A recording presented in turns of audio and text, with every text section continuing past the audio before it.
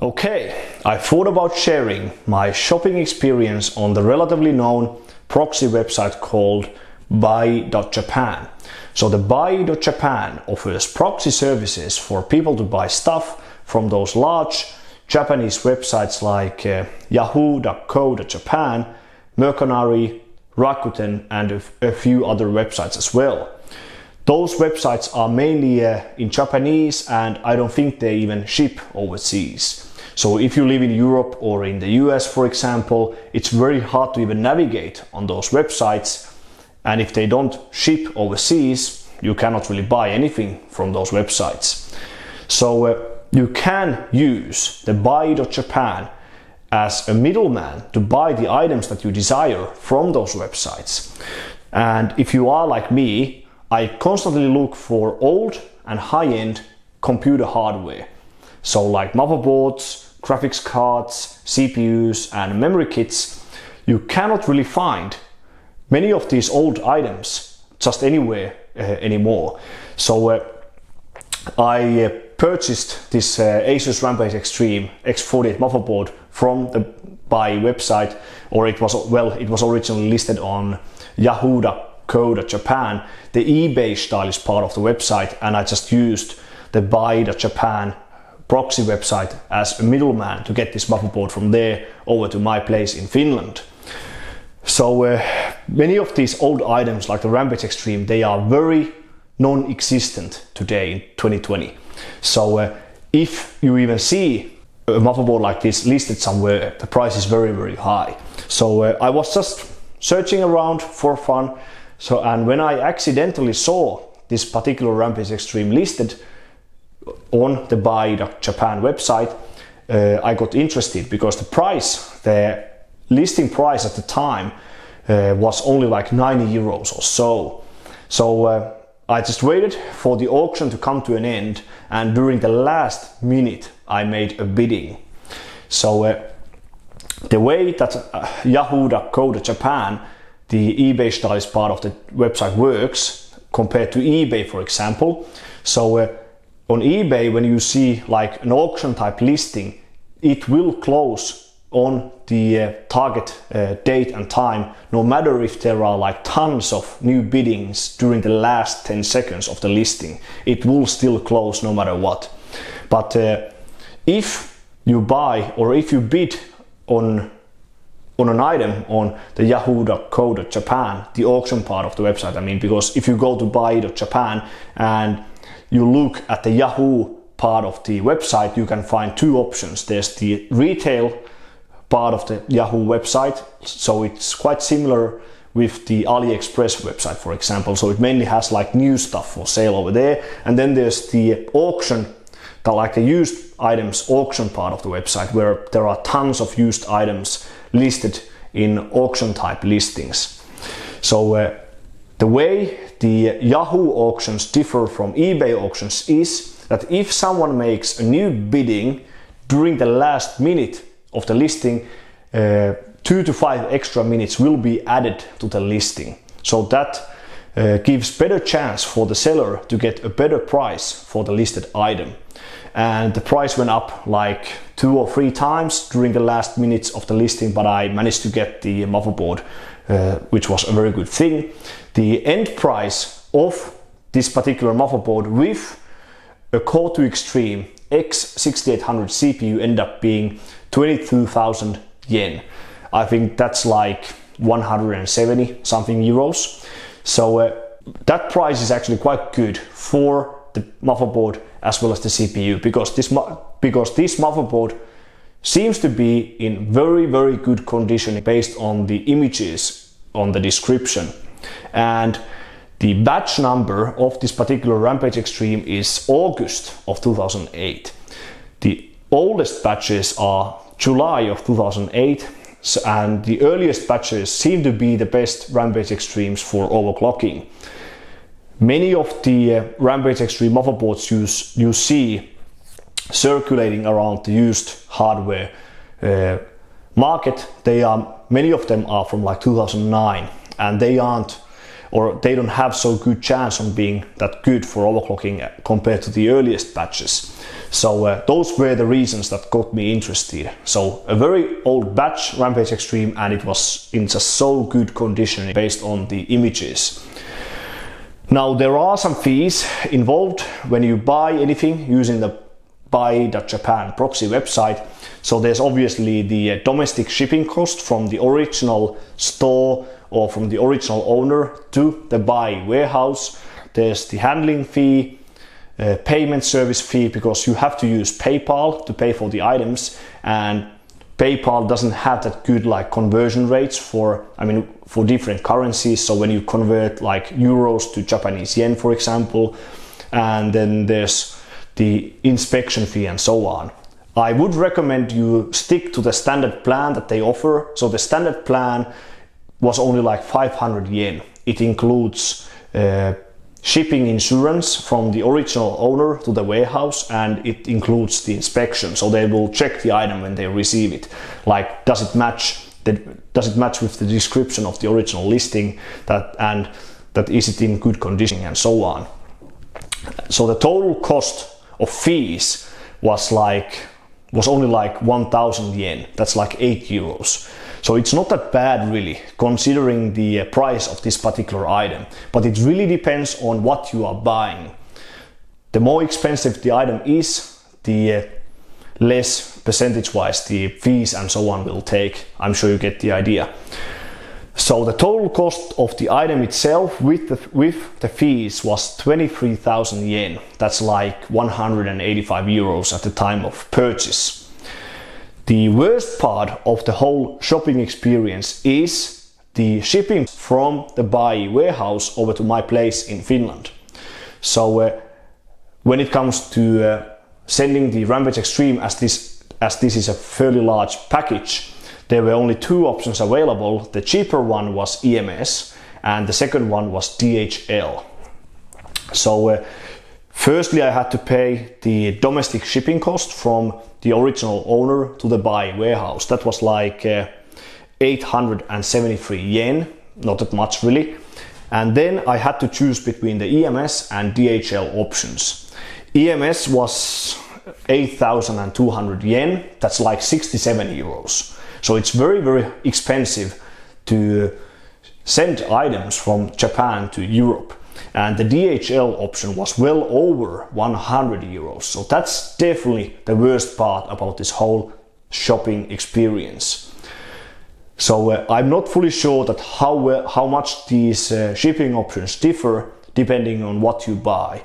So if the shipping cost for like an old Intel CPU is at the same level as this, then there's absolutely no point on buying old CPUs from this particular website. Like, there's no point on paying 20 euros for the CPU and then 70 euros for the shipping. So that is just my personal opinion.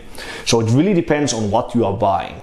But if this motherboard works as it should be, and if it's very good for overclocking, then I'm not sad at all that the shipping was relatively expensive. Then there's one additional cost. So you can add protective packaging to the shipment if you wish. And I thought that as this motherboard is already so expensive with the shipping cost, I wanted to be sure that it will arrive at my place without any issues. So I added the optional protective packaging to the motherboard, and that was like extra 1,500 yen or so, so like 10 to 12 euros. But that's of course completely optional. So the total cost of shipping with the protective packaging was 10,570 yen or so.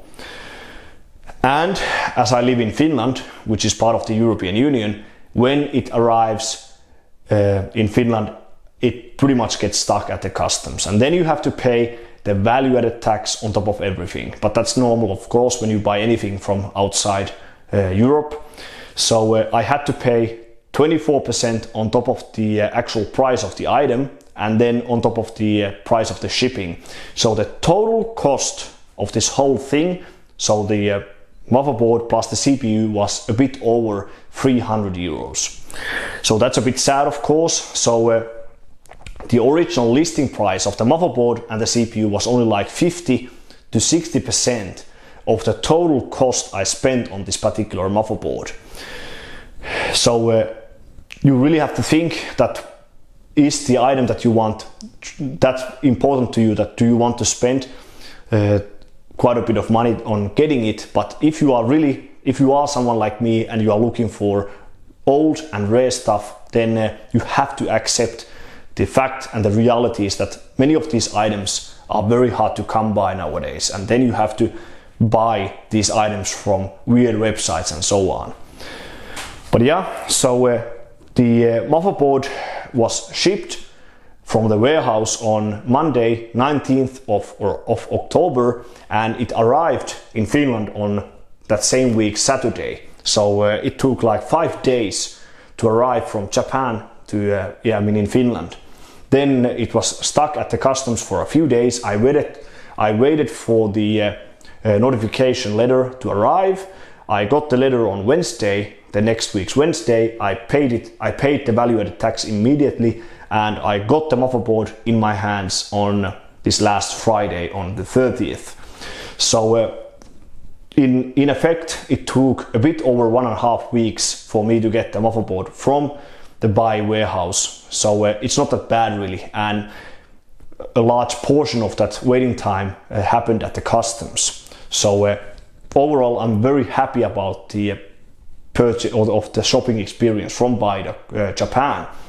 So if this works, if the motherboard works as it should be, or as it should, and it's good for overclocking, then I can happily recommend anyone to buy items like this from the web or using the website. So let's look at the motherboard briefly. Of course, we don't have to go through all the aspects of the motherboard because I already covered that in the Rampage Extreme overview video. So if you are interested in this particular motherboard, go to check that video out.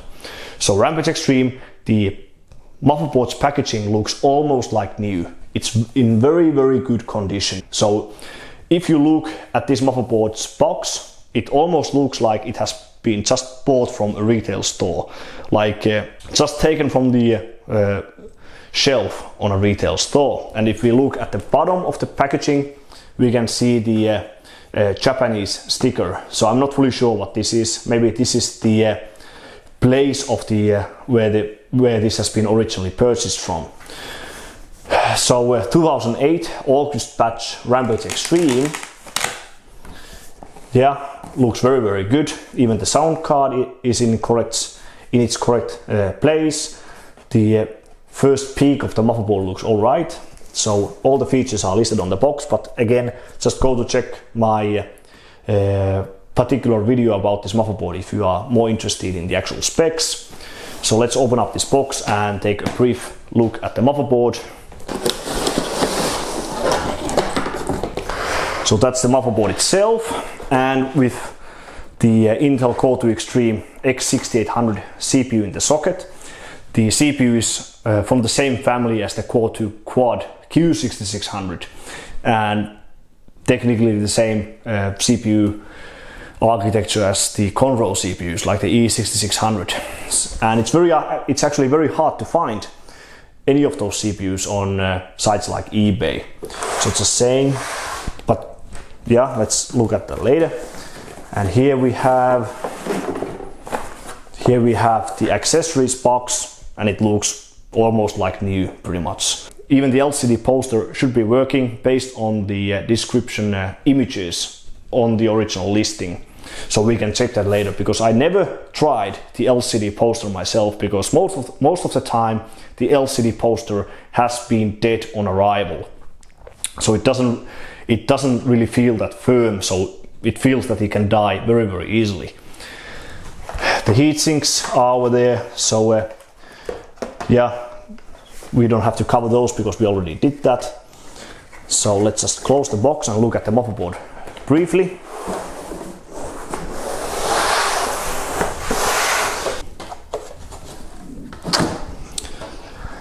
Oh well, I'm truly impressed. If you look at the motherboard in close view, it almost looks like new pretty much. The condition is absolutely perfect. It really looks almost like new. Even the original plastic is still in place on top of this part of the heatsink, so it has never been signed. So yeah. So again, if you are more interested in the actual specs and the features, go to check out my video about this motherboard. And if we zoom in, we should see the actual CPU model. So Intel Core 2 Extreme 6800 or X6800, and batch is week 32 of 2006. And the last thing to check is the CPU socket, that is it all right.